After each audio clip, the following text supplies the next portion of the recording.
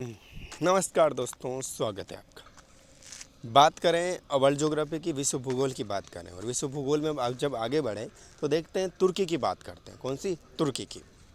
तुर्की तुर्की जिसे कहा जाता है, ठीक है, एशिया एवं यूरोप के मध्य। ये रीजनल ज्योग्राफी की बात हो रही, प्रादेशिक भूगोल याद रखिएगा। तुर्की एशिया एवं यूरोप के मध्य स्थित तुर्की एशिया का प्रवेश द्वार कहलाता है। एशिया का प्रवेश द्वार तुर्की। सबसे पहला प्रश्न तो यही है, याद रखिएगा। तुर्की का 98% भाग एशिया महाद्वीप में, 98% भाग एशिया महाद्वीप में, 2% भाग यूरोप महाद्वीप में पड़ता है। पूछा जा सकता है, ठीक है ना। एशिया महाद्वीप में तुर्की कितना? 98% भाग, और यूरोप में 2% आ जाता है। ये यूरोपीय भाग में, यूरोपीय संस्कृति में, ऐसे ही भाग में ऐसे संस्कृति की झलक दिखाई पड़ती है। स्वाभाविक सी बात है, जिस लैंड में आप रह रहे हो उसका फ़र्क तो पड़ेगा कल्चर पर, ठीक है। तुर्की सामान्यतः एक पठारी प्रदेश है, ठीक है। तुर्की सामान्यतः एक पठारी प्रदेश है। उत्तर में पोंटिक पर्वत श्रेणी, दक्षिण में टॉरस पर्वत श्रेणी। याद रखिएगा, पोंटिक पर्वत श्रेणी और टॉरस पर्वत श्रेणी कहाँ है? तो तुर्की में है, याद रखिएगा, ठीक है। इनके बीच में अनातोलिया का पठार स्थित है। देखिए, पोंटोक और टॉरस पर्वत श्रेणी के मध्य अनातोलिया का पठार है। पूछा गया कई बार प्रश्न, ये तो बेसिक प्रश्न है, पूछा जाता है, कॉमन प्रश्न है। अनातोलिया का पठार कहाँ है? तुर्की में है। इस पठार पर चूना पत्थर एवं ज्वालामुखी चट्टानों की प्रधानता पाई जाती है। चूना पत्थर और ज्वालामुखी पाए जाते हैं, ठीक है ना। पोंटिक एवं टॉरस पर्वत श्रेणियां आर्मेनियम की गांठ में आपस में मिल जाती है।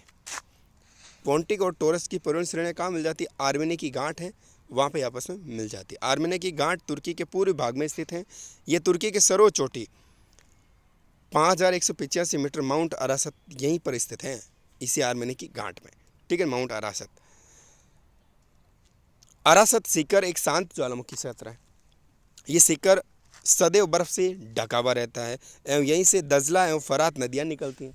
दजला एवं फरात नदियाँ आर्मेनियम गांठ से निकले हुए सभी पर्वत जो है वो टर्सरी काल के हैं। कौन से? टर्सरी काल के हैं, ठीक है।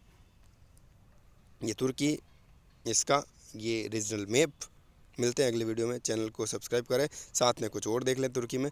कृषि एवं पशुपालन तुर्की का मुख्य व्यवसाय है। यहाँ पाए जाने वाले पशुओं में भेड़ और बकरियां प्रमुख हैं। अंगारा जाति की तुर्की की बकरियां विश्व प्रसिद्ध हैं। अंगोरा जाति की, जिनमें जो है श्रेष्ठ किस्म की मोहर ऊन प्राप्त होती है। मोहर ऊन, ठीक है। तुर्की का भूमध्य सागरीय प्रदेश फलों की कृषि के लिए प्रसिद्ध। जो भूमध्य सागर जहाँ आएगा नाम, भूमध्य सागर में फलों के लिए प्रधानता होगी, सीधी सी बात है। तुर्की एशिया का 80% भाग जैतून। देखो, तुर्की एशिया का 80% भाग तो जैतून, 84% जैतून, 80% अंगूर और 70% अंजीर का अकेले ये उत्पादन करता है। तुर्की का इस्तांबुल नगर एशिया एवं यूरोप दोनों महाद्वीपों पर स्थित है। देखिए, इस्तांबुल जो नगर हैं वो आपके एशिया और यूरोप दोनों महाद्वीपों पर स्थित हैं। तुर्की के पश्चिमी भूमध्य सागरीय प्रदेश में स्थित इज़मिर की घाटी। कौन सी घाटी? इज़मिर की घाटी आर्थिक दृष्टि से कृषि एवं उद्योग में सर्वाधिक महत्वपूर्ण है। आर्थिक दृष्टि से ये तुर्की का सबसे घनी आबादी वाला प्रदेश है। तुर्की का सबसे घनी आबादी वाला प्रदेश है ये। इज़मिर की घाटी अफीम की कृषि के लिए प्रसिद्ध है। इज़मिर की घाटी अफीम की कृषि के लिए क्या है? प्रसिद्ध है।